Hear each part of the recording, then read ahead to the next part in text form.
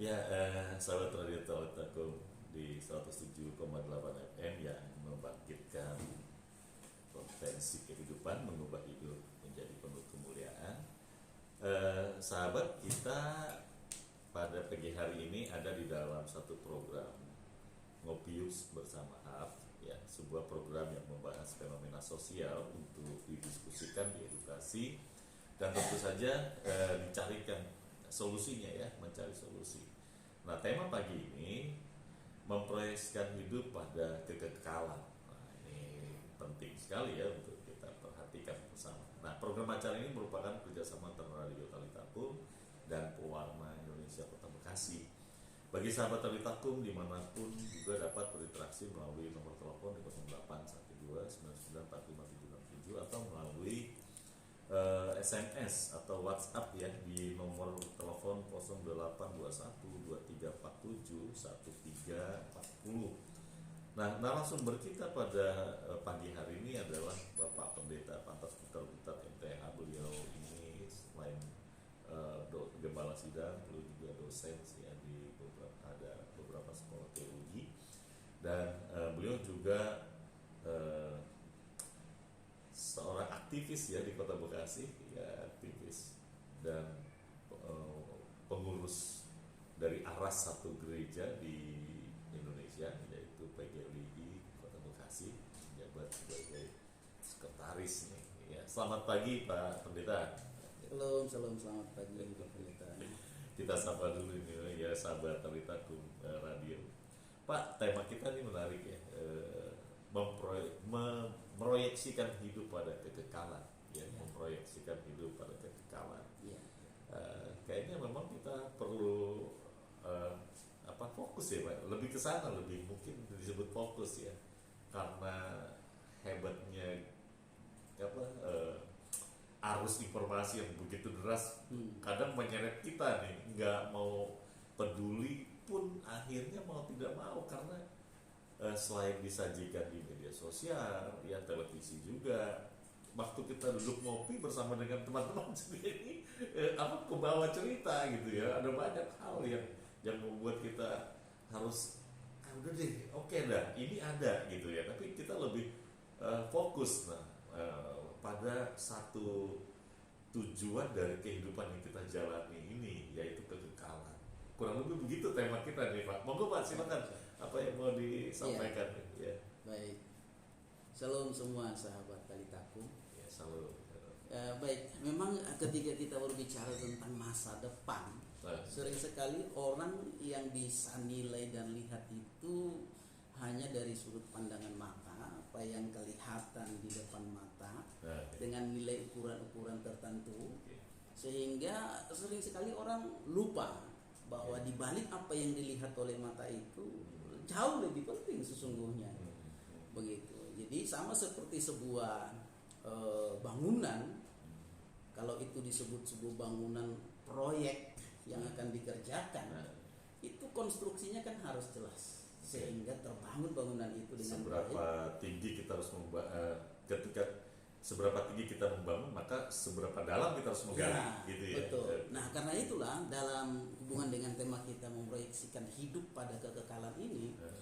Nah, kalau kita meneliti di dalam Kamus Besar Bahasa Indonesia, kata memproyeksikan itu memberikan gambar suatu benda yang dibuat rata atau mendatar, atau berupa garis-garis pada bidang datar. Dalam arti lainnya, memproyeksikan itu adalah memberi perkiraan atau perhitungan, ya, jadi mengenai keadaan pada suatu mendatang dengan menggunakan data yang ada atau yang sekarang.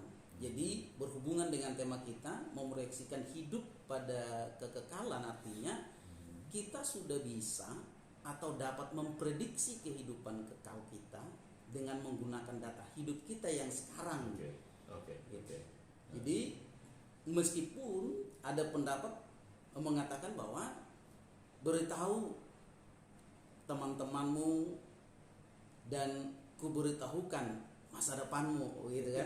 Jadi kadang-kadang memang catat ini, saya catat ya, beritahukan teman-temanmu, kuberitahukan masa depanmu. Jadi nah, artinya jika teman-teman kita buruk, maka masa depan kita juga buruk. Oke. Iya. Jadi untuk beberapa orang bisa benar, tetapi beberapa orang lain barangkali dia salah ya.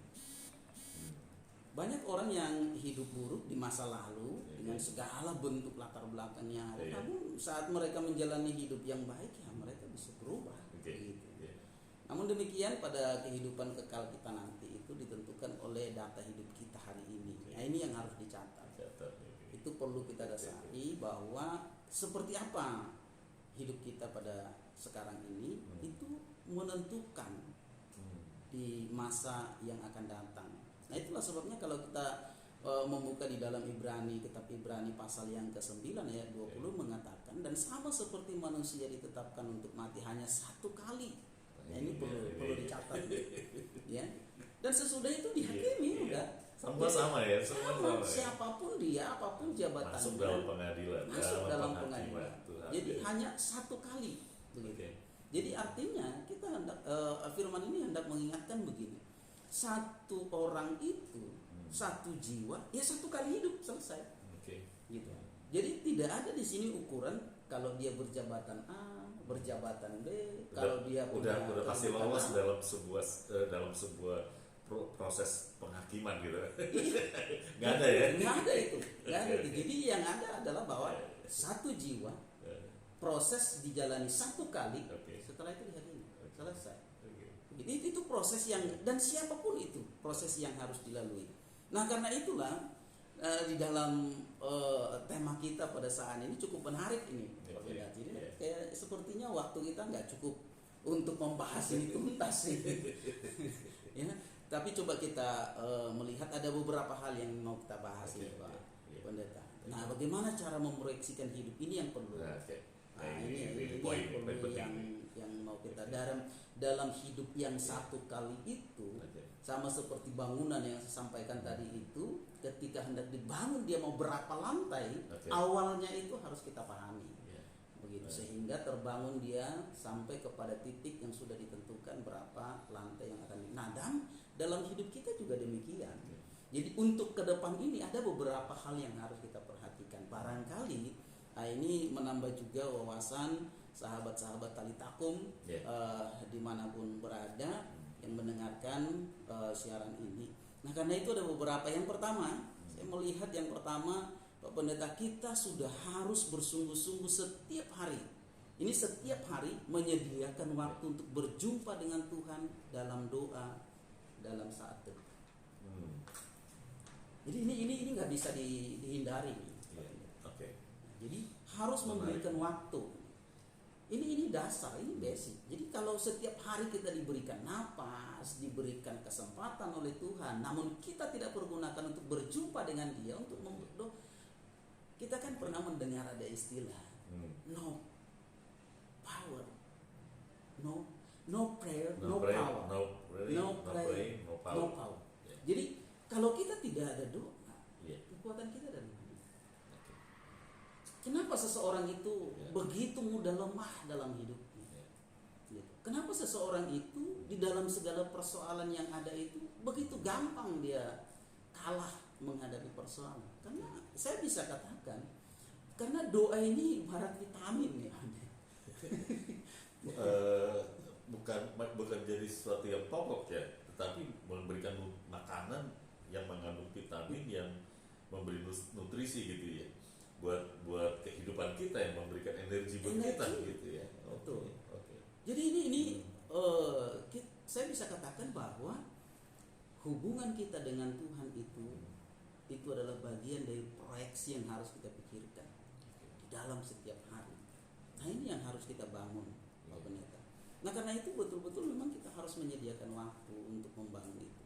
Kalau di dalam waktu-waktu yang kita kerjakan setiap hari itu ada rutinitas kita. Bahkan di dalam bisnis itu biasa seperti kita sekarang ada namanya istilah prime time begitu ya. Ada waktu yang memang itu waktu yang khusus itu dikhususkan gitu dikhususkan ya. Prime time-nya gitu ya. Ya, jadi waktu yang khusus kita berikan. Waktu yang khusus kita berikan kepada Tuhan. Nah, ini perlu kita bangun terus-menerus. Kenapa? Pada saat kita datang membangun hubungan dengan Tuhan setiap hari itu,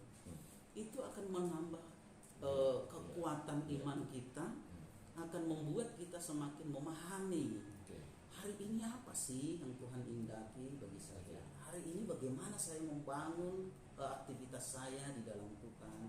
Nah ini perlu Pak Pendeta kita pikirkan bersama. Karena itu saya berpikir bahwa dan juga saya mengajak kita sahabat-sahabat Talitakum, mari kasih berikan waktu untuk Tuhan. Tuhan nggak minta waktu kita berjam-jam begitu. Begitu. Sadarkah kita begitu kita bangun pagi itu, ketika kita malam nggak tahu loh apa yang terjadi. Menarik ya, Pak Pendeta. Nih saya nanti dilanjut ya. Saya mau nyela aja begini.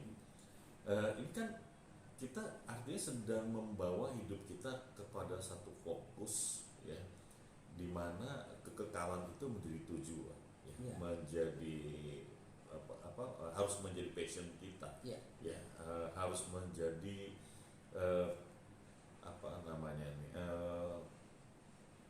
bagian yang tidak boleh teralihkan. Nah sementara nih fakta ya dalam kehidupan kita nggak mau dengerin berita, kita pegang handphone. Oke, kita nggak usah pegang handphone dah, ya nggak usah pegang handphone. Kebetulan pakai data juga nggak ada. Oke, gitu kan.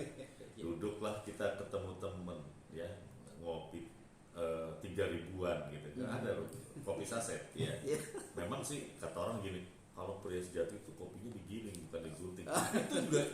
Itu dulu juga digiling dulu, baru dimasukin saset gitu, sama aja ya sebenarnya. Udahlah, jangan terlalu hiraukan dengan hal gitu. Nah, waktu kita duduk ngopi, ya, teman mulai bicara soal Ukraina, ya, teman bicara soal Menteri Agama, ya, yang sedang dianggap salah dengan pernyataannya, padahal ya harusnya kita ada rasa, ya udahlah, kalau dia masih dianggap salah kan harus ada proses tuh ya untuk sampai menjadi salah gitu ya. Mulai dulu dengan memaafkan misalnya, supaya karakter bangsa ini juga jangan buruk-buruk banget ini gitu ya. Kalau seolah-olah gini, misalnya gini, kita berteman nih, ya, anggaplah kita ada satu komunitas nih 10 orang gitu. Lalu kemudian kita menemukan satu orang salah gitu. Kita 9 orang nyerang yang salah itu. Enggak, bukan mengingatkan dengan hati memaafkan gitu ya. Lalu kemudian ayolah itu salah tuh, baru kemudian argumen ya kan. Kita terbuka wawasan, dia juga terbuka wawasan, kita bisa mengerti apa yang dimaksudkan gitu kan. Kita membuka wawasan tuh.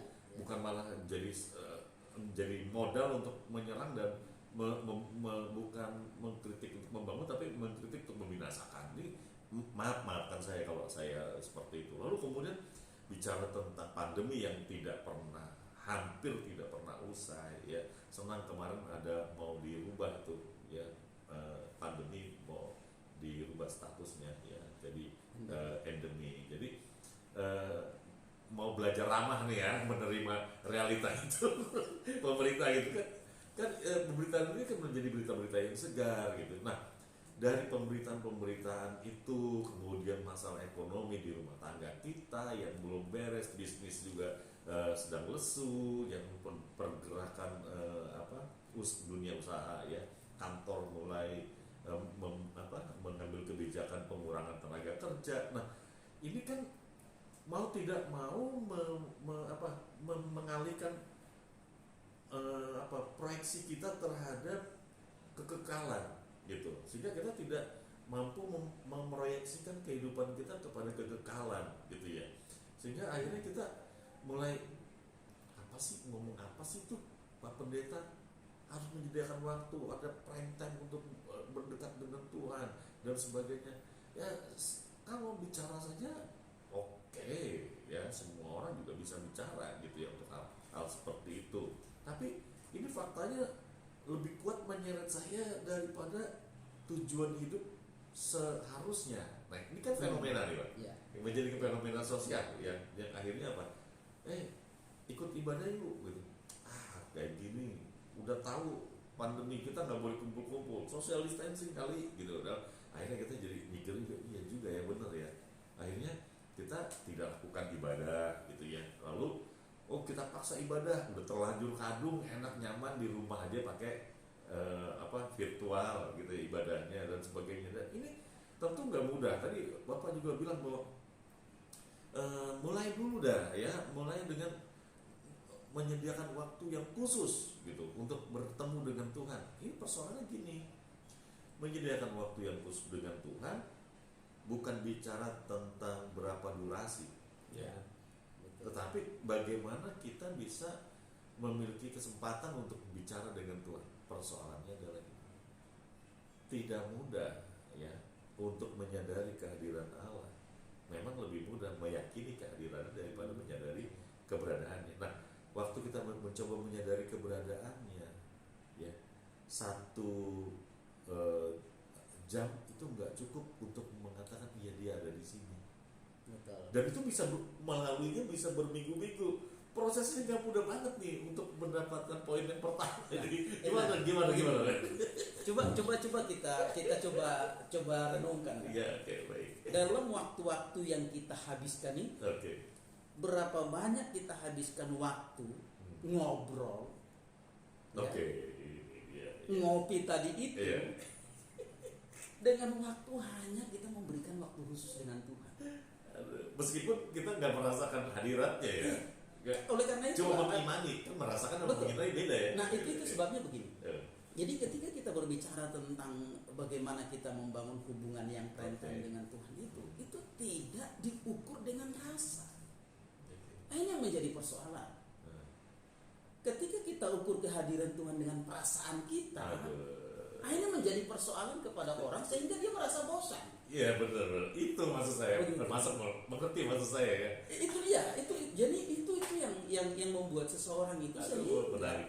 Ketika dia mau membuat satu sikap, ini proyeksi saya ini kepada kekekalan itu tidak melulu wah itu seperti apa rasanya begitu. Bukan itu.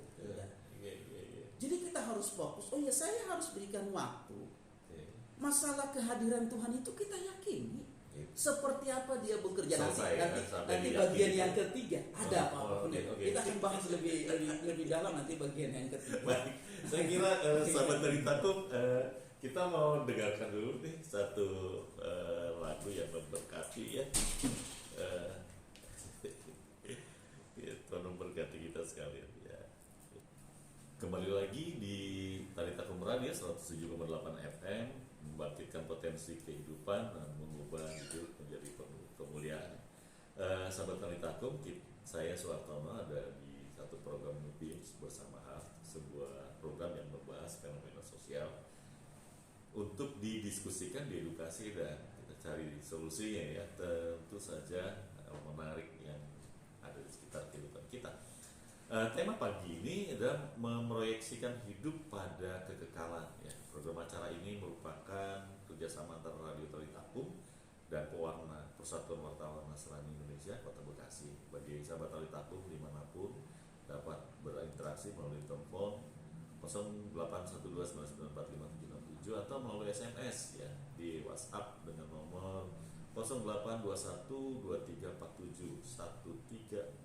Saya ulangi, melalui SMS atau WhatsApp di nomor telepon 082123471340. Masih dengan narasumber kita Pak Pendeta Mantas Buta MTH. Pak Pendeta, tadi kan dikatakan bahwa kita harus punya waktu yang khusus ya, atau prime time ya, sehingga waktu khusus itu kita jadikan lebih dari segala waktu yang kita pergunakan. Nah, saya ingat dengan ayat itu ya.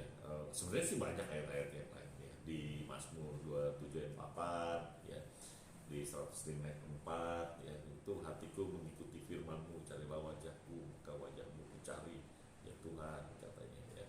Ada juga di Yesaya tuh, carilah Tuhan selama Ia berkenan ditemui, ini berserulah kepada Yang selama Ia dekat. Ini undangan Tuhan atau kerinduan Tuhan atau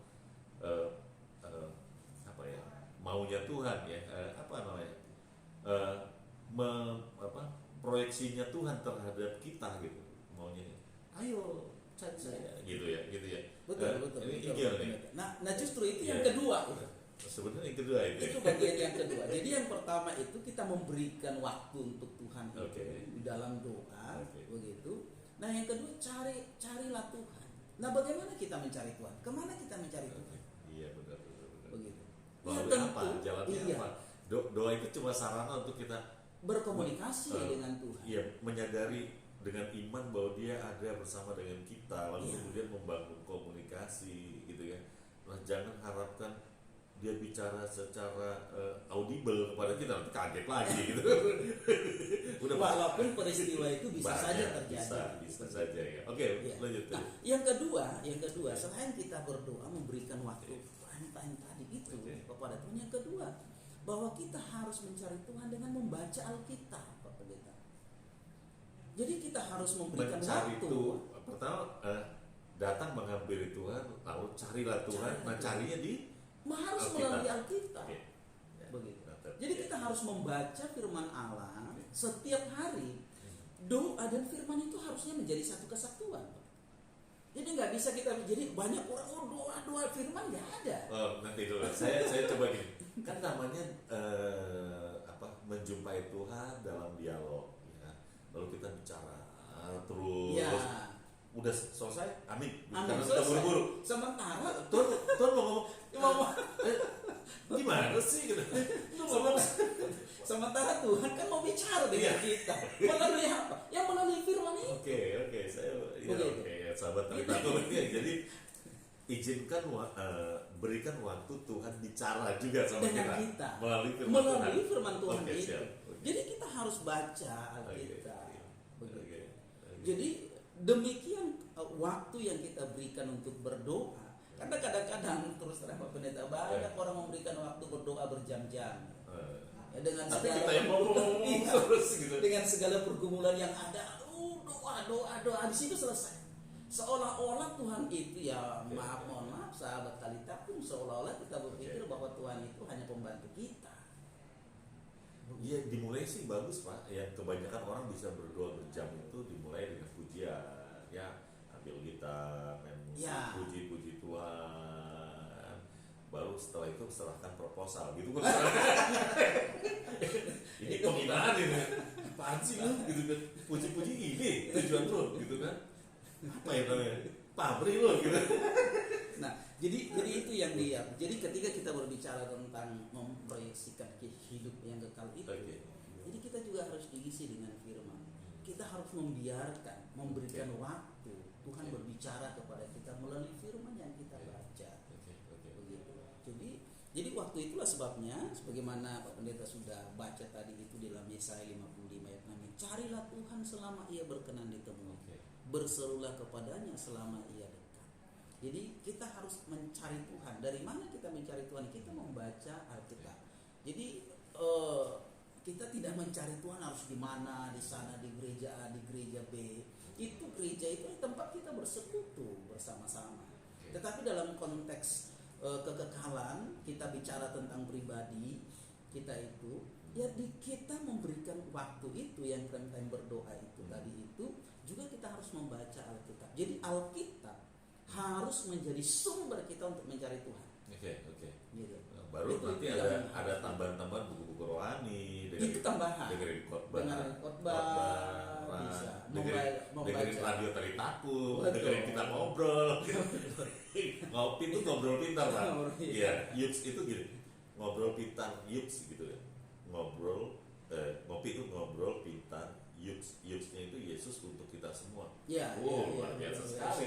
Sebenarnya karena Yups-nya itu YUKS, Yesus untuk kita semua. Jadi kalau sahabat Talitaku konsen ya memperhatikan jam-jam kami nih, jam 9 setiap hari Rabu, saya yakin ya selain dapatkan dari Alkitab ya untuk menemukan kebenaran, untuk menjumpai Tuhan, untuk dengar-dengar apa yang Tuhan mau sampaikan kepada kita, ya kan, baca buku rohani, dan salah satunya juga dengerin kami nih. Iya. Promosi ya. Dan pasti diberkati. Amin. Nah, oleh karena itulah, jadi kita untuk memproyeksikan hidup kekal itu, selain berdoa, namun juga kita harus membaca Alkitab. Jadi bacalah firman Tuhan. Kadang-kadang orang berkata begini, Pak, kadang-kadang saya nggak ngerti. Nanti dulu, nanti dulu begitu. Ketika kita membaca firman Tuhan itu, saya mau katakan begini. Sebenarnya pemahaman konsep teologi yang terbaik itu adalah dengan membaca Alkitab, bukan membaca buku-buku teologi menjadi utama. Karena apa? Ketika kita membaca buku-buku teologi, itu sudah dibangun dari sebuah dogma. Dan dogma ke dogma ini yang terus-menerus dibangun sehingga jauh dari akarnya. Begitu. Nah, ketika kita membaca Alkitab, siapapun dia, ketika membaca Alkitab, yakinilah bahwa Tuhan akan memberikan pengertian kepada kita pada saat kita baca Alkitab ini. Itu akan semakin seru itu, Pak Pendeta. Hanya kadang-kadang kita nggak disiplin saja. Mungkin 1 minggu ini kita baca, habis itu udah ada kebosanan. Apalagi masuk ke begitu. Tawari. Betul. Nah, karena itu bilangan. Ya. Masuk ke bilangan. Pas ini gitu kan, ulangan gitu kan, kita ketemu nama-nama yang berulang.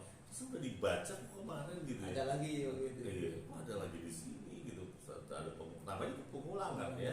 Tapi ya memang itu ada ruang. Lalu kemudian kita ketemu dengan kitab yang ini kayaknya kok pornos banget gitu dianggapnya gitu ya. Kurang pemahaman harusnya memang tanya ada sentuhan dari bimbingan ya lewat Roh Kudus, dan tentu saja juga melalui hamba Tuhan yang dimana kita ada, supaya melalui buku bacaan rohani kita, melalui khotbah dari pendeta yang kita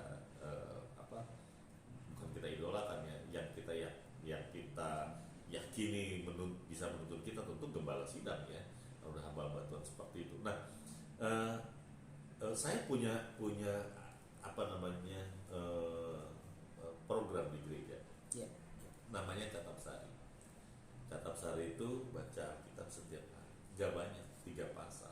Nah, 3 pasal ini saya cuma minta mana ayat yang memberkati ya. Kalau mau diulas bagus, nggak diulas cuma ditulis aja, juga dikasih tahu aja ayat yang memberkati saya ini gitu kan, itu juga udah sangat bagus. Jadi jemaat ditantang ya. Tahun pertama menggairahkan ya, begitu sampai yang tadi saya bilang, mulai dari ulangan ya, masuk ke Tawari 1 dan 2, dan kemudian mulai pada hilang begitu ya. Terus saya bilang gimana ya, pertama yang bisa selesai itu kita kasih apresiasi ya, bikinin video kecil gitu ya, nama-nama yang lulus, lalu kemudian kita kirim ke media selamat gitu. Sangat menggerakkan. Tahun yang kedua, sekarang udah tahun ketiga atau tahun ketiga, tapi untuk bacaan yang sudah berulang beberapa kali. Jadi beberapa orang, Pak, saya kan udah selesai. Saya bilang nggak bisa selesai baca kita. Ya. Kenapa? Isi aja dulu, karena menurut saya gini, dengan membaca yang tadi Bapak sampaikan, baca aja gitu, ngertinya udah nanti pimpinan Roh Kudus ya, bukan kita mau khotbahkan kok, tapi itu kita menjadikan modal untuk perjalanan hidup kita gitu. Nah, dengan membaca Alkitab membuka pengertian kita untuk mengenal Allah secara kognitif ya. Kognitif itu merupakan proses berpikir atau kemampuan individu untuk menghubungkan, menilai, dan mempertimbangkan sesuatu dalam melalui kejadian-kejadian. Jadi menurut saya proses kognitif dari seluruh umat atau anak-anak Tuhan itu perlu dibangun ya, kecerdasan atau intelijensi seseorang melalui bacaannya. Karena menurut saya seperti tadi Bapak bilang, kita bisa menemukan Tuhan di mana? Ya baca Alkitab gitu. Bukan di gunung, bukan di dalam satu ruangan di mana kita punya prime time berdoa. Ya, kita bisa menemukan Tuhan dalam doa kita. Karena Alkitab mengajarkan kita bahwa di mana 2 atau 3 orang berkumpul di dalam nama Tuhan ada di situ, tetapi juga Dia ada bersama dengan kita di dalam kesendirian kita, sebab Dia adalah Allah yang Immanuel. Begitu Pak. Ya. Nah, jadi kita bisa berdoa dan bisa bertemu dengan Tuhan, tetapi akan melengkapi kita ketika kita tidak hanya berdoa ya, mengkhususkan waktu kita ya berdoa kepada Tuhan, tetapi juga kita bisa menemukan Tuhan lewat kebenaran melalui firman Tuhan itu. Kurang lebih begitu ya. Ada mau ditambah apa? Ya. Jadi ketika kita ini kembali lagi kepada fokus kita memproyeksikan kepada hidup yang kekal itu. Nah, ketika kita masukkan di dalam benak kita, di dalam pikiran kita, bahwa saya ini tujuannya adalah hidup kekekalan. Jadi hidup saya ini adalah kepada hidup kekekalan itu. Maka hari-hari yang kita lakukan itu di dalam membaca Alkitab itu kita akan menemukan makna-makna di dalam Alkitab itu sehingga membuat kita semakin menarik ketika kita memberikan waktu untuk membaca Alkitab tadi itu. Begitu. Jadi kita menemukan Alkitab, menemukan Tuhan itu bisa saja melalui pengalaman orang, akhirnya kita bisa menemukannya, atau melalui WhatsApp ya di 08212347 1340. Saya ulangi di 08212347 1340. Masih dengan narasumber kita Bapak Pendeta Mantap Betul-Betul MTH ya. Pak, saya jadi ingat begini, beberapa tahun yang lalu ya, sekitar tahun-tahun 90-an itu ada buku yang bestseller itu dari Rick Warren ya, The Purpose Driven Life, itu hidup yang digerakkan oleh tujuan. Rupanya Allah punya tujuan dalam kehidupan setiap kita nih. Tujuannya adalah kita hadir di dalam kehidupan Dia ya.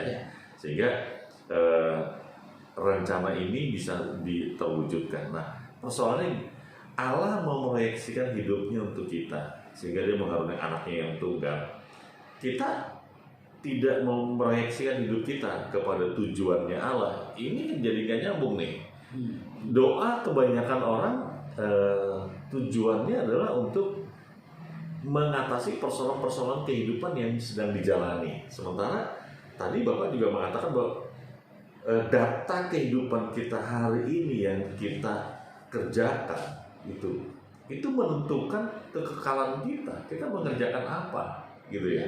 Kalau kita fokus kepada kebutuhan, mengerjakan kebutuhan kita, tidak fokus pada kekekalan, berarti kita akan terhilang dalam penghakiman. Tadi yang Ibrani tadi ya, mati satu kali kemudian dihakimi gitu ya. Nah, maka kita harus memproyeksikan hidup kita kepada kekekalan.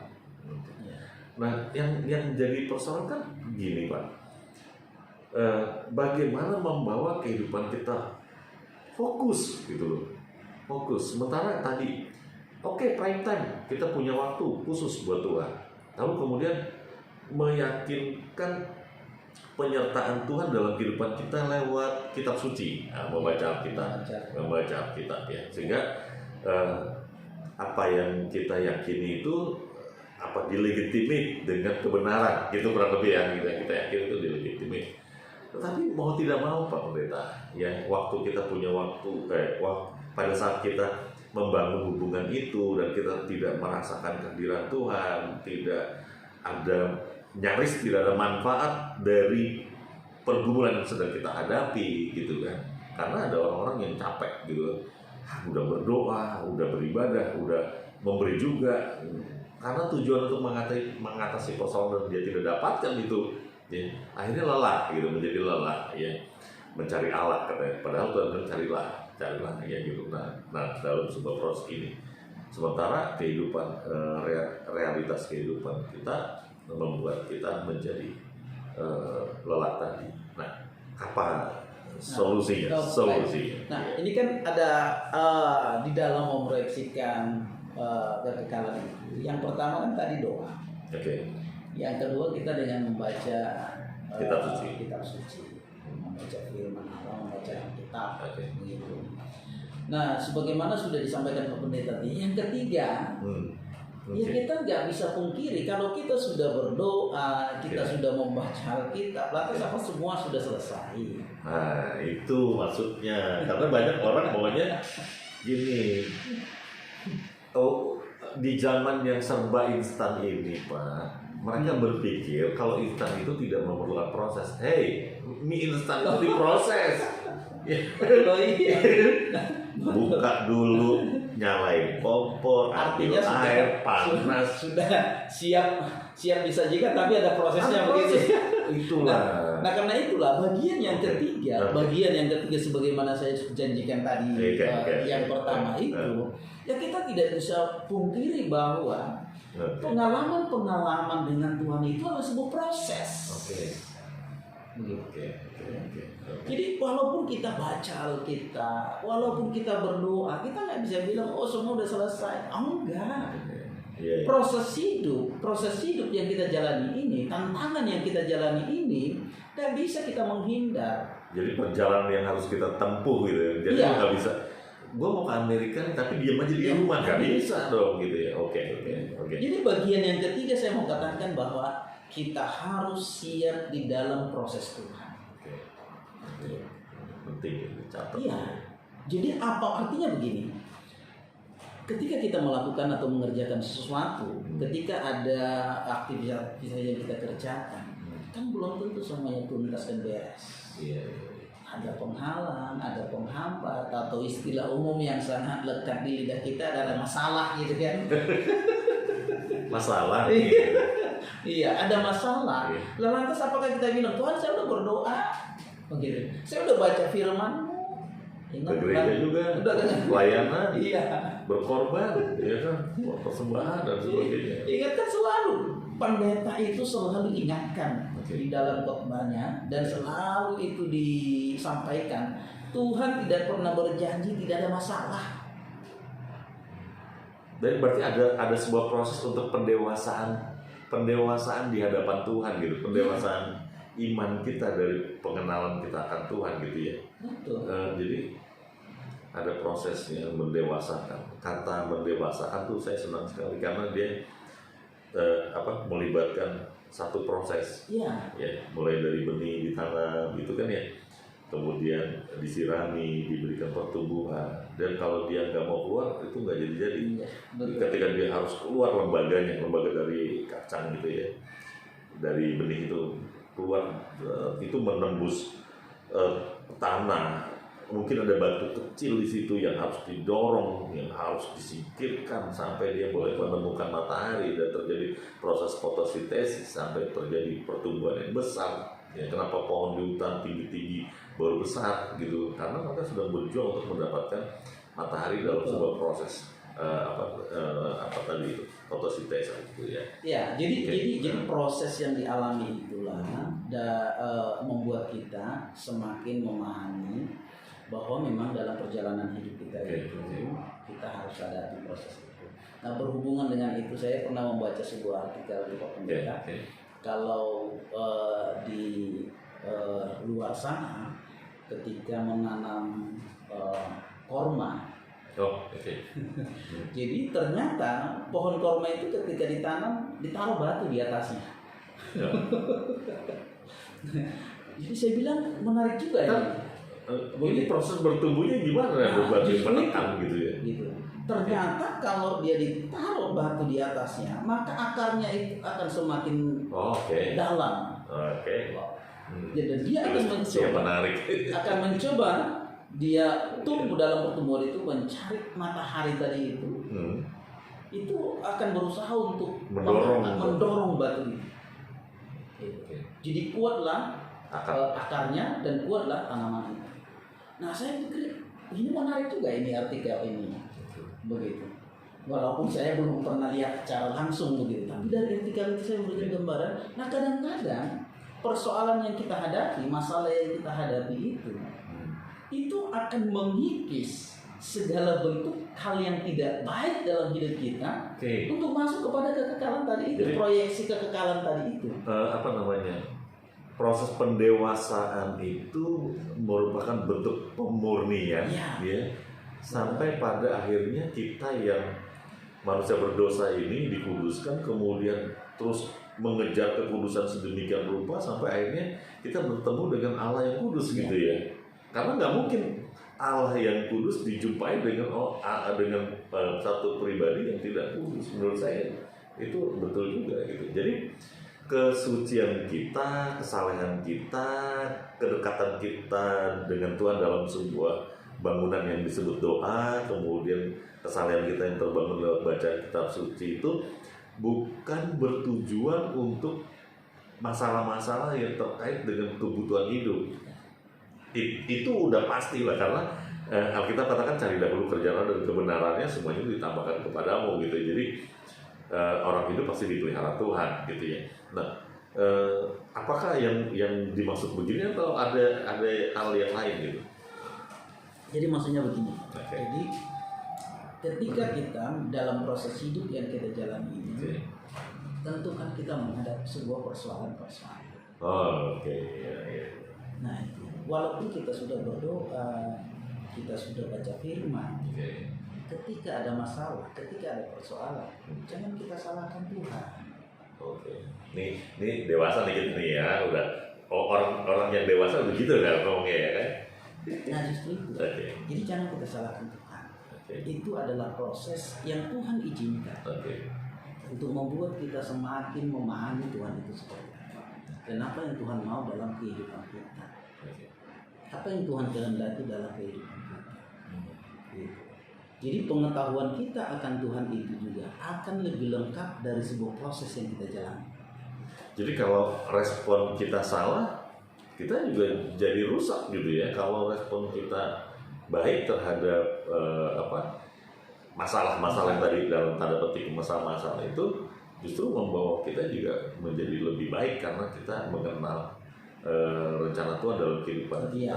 Ada hal-hal yang misalnya kita mempunyai karakter buruk ya, mudah sensitif gitu orangnya gitu. Sampai akhirnya Tuhan izinkan perkara itu terjadi buat kita sampai kita harus melalui itu, harus lulus ujian ini gitu, harus lewat gitu ya. Jadi itu hal-hal yang harus kita pahami bahwa ketika kita berbicara tentang proyeksikan hidup kita kepada kekekalan itu, saya bisa katakan kita nggak bisa lari dari persoalan dan masalah yang ini. Jadi itu akan membuat dan mendewasakan kita semakin apa? Jadi karakter kita ini tidak akan pernah bisa terkikis ketika kita tidak mengalami sebuah proses kepada apa yang dikehendaki oleh Tuhan. Ini kan kita masuk dalam proyeksinya Allah ya pada masuk ke proyeksinya Allah ya. Allah punya proyeksi juga terhadap kehidupan kita. Jadi kalau nanti kita semata-mata hanya dari kita, ya berarti kita memberikan ukuran kepada Allah. Maka ukuran kita kepada Allah itulah yang kita jalani. Begitu. Nah, kalau kita sudah berdoa, kita sudah membaca firman Tuhan, nah ada persoalan yang Tuhan izinkan dalam menguji doa dan firman tadi itu kan akan semakin indah itu. Sama seperti seorang pelajar atau mahasiswa begitu dengar terus. Ingat satu ayat firman Tuhan untuk Ibrani 12 ya. Ayat 14, tanpa kesucian seorang tidak dapat melihat Allah. Jadi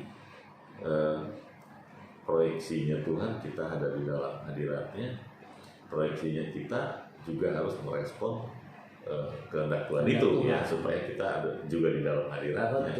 Dan sementara masalah-masalah dalam kehidupan kita itu dia datang ya, dia datang untuk melengkapi kita dalam sebuah proses pemurnian. Nah, terakhir 1 menit. Ya, jadi oleh karena itulah sahabat-sahabat Talitaku dimanapun Anda berada, mari kita bersama-sama membangun proyeksi kehidupan kita ini kepada kekekalan. Bangun aja terus dan jangan ada rasa bosan dalam hidup kita. Ritme hidup kita itu adalah bagian sesuatu yang indah ketika kita nikmati. Susah, senang, persoalan, pergumulan, itu adalah ritme yang kita jalani sehingga membuat kita merasakan kedamaian dan mengerti sebenarnya Tuhan itu. Saya kira tadi benar kata Pak Pendeta ya, kita nggak cukup kalau cuma bicara 1 jam dan rasa-rasanya masih banyak yang ingin kita bicarakan. Sahabat Talitaku, radio di 107,8 FM yang membangkitkan potensi kehidupan, mengubah hidup menjadi penuh kemuliaan. Program kita ngopi bersamaan berakhir, ya kita selesai di dalam doa. Silakan ya Bapak Ibu berdoa di dalam nama Tuhan Yesus. Tuhan memberkati. Ya. Kami, saya Suhartono dan Pak Pendeta Pantas Peter MTH, kami mundur. Tuhan memberkati. Shalom. Ya.